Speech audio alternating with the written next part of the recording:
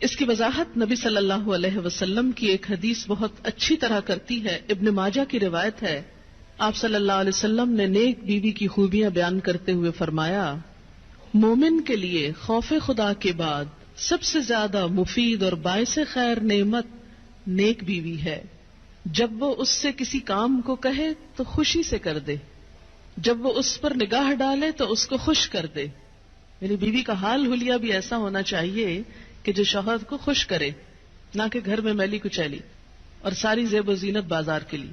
اور جب وہ اس کے بھروسے پر قسم کھا بیٹھے تو وہ اس کی قسم پوری کر دے. جب وہ کہیں چلا جائے تو وہ اس کے پیچھے اپنی عزت و آبرو کی حفاظت کرے، اور شوہر کے مال اور اسباب کی نگرانی میں شوہر کی خیرخواہ اور وفادار رہے.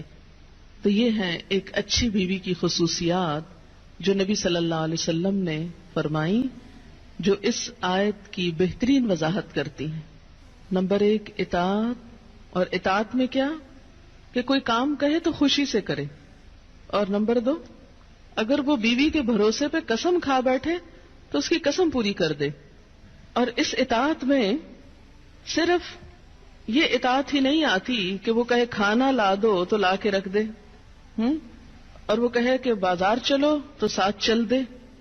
اس اطاعت میں شوہر کی جسمانی ضرورت پوری کرنے کی اطاعت بھی شامل ہے، جسے بعض اوقات بہت سی پڑھی لکھی خواتین اپنے حق میں ایک ظلم سمجھنے لگتی.